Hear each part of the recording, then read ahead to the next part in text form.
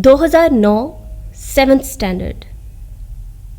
पापा मुझे आज स्कूल नहीं जाना, मेरी तबीयत ठीक नहीं है और देखिए मेरी दोस्त भी नहीं आ रहे और आप प्लीज़ समझे ना, और मैं बोर भी तो हो जाऊंगी ना।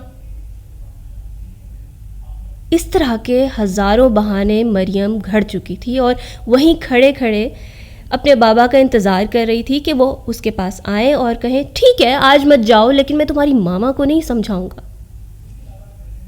वही हर साल एक दिन। अब आप सोच रहे होंगे कि उस दिन में ऐसा क्या था। मैथ्स के 2 लेक्चर्स थे? नहीं। रिज़ल्ट था? नहीं। उसके स्कूल में हाइट और वेट का चेकअप था। जी हाँ, हर साल उसके स्कूल में हर बच्चे का वेट और हाइट चेक की जाती थी।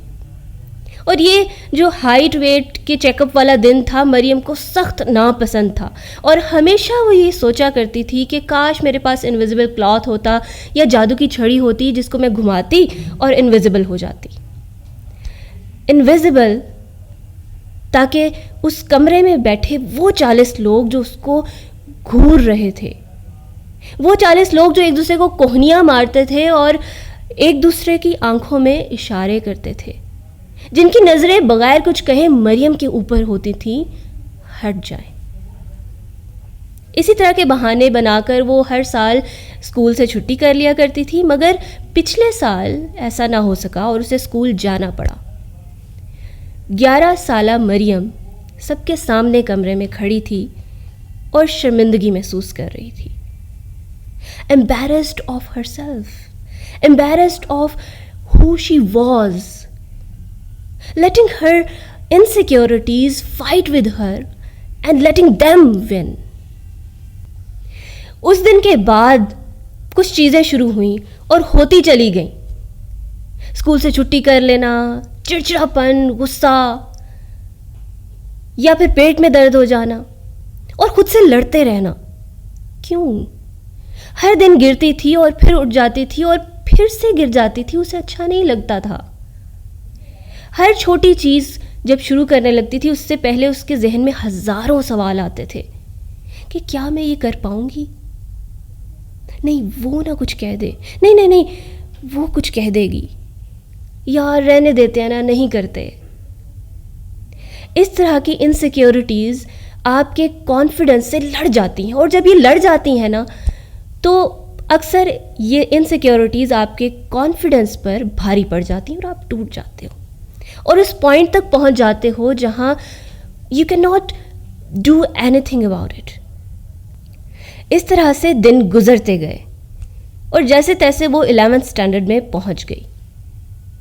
अब 17 साला मरियम उसी 11 साल बच्ची जितनी इनसिक्योरिटीज़ दिल में समाये और शायद उससे भी ज़्यादा स्टेज पर खड़ी थी, माइक के सामने अपने आप को संभालते हुए, हिम्मत बांधते हुए गाना गाने के लिए तैयार। म्यूजिक चलने लगा। सारी उम्र हम मर मर के जी लिए, एक पल तो अब हमें जीने दो। सारी उम्र हम मर मर के जी लिए, एक पल तो अब हमें जीने दो। ना ना ना ना na na na na na na na na na na na na na na.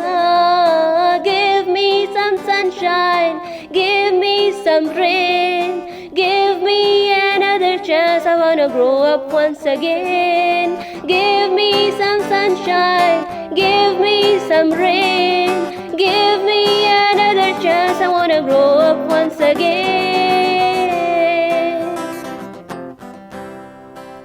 जैसे ही उसने गाना ख़त्म किया, हॉल में मौजूद तमाम लोग खड़े हो गए और उनकी तालियों की गूंज से हॉल झूम उठा। वो सब मरियम के लिए खड़े हुए थे। Whole audience were stood up for her. Mariam वो लड़की थी जो who let herself down। वो हर लम्हे सोचती थी कि वो लोग क्या सोचेंगे, और ये वही लोग थे ना जो खड़े थे उसके सामने। उस दिन के बाद मरियम ने फैसला कर लिया।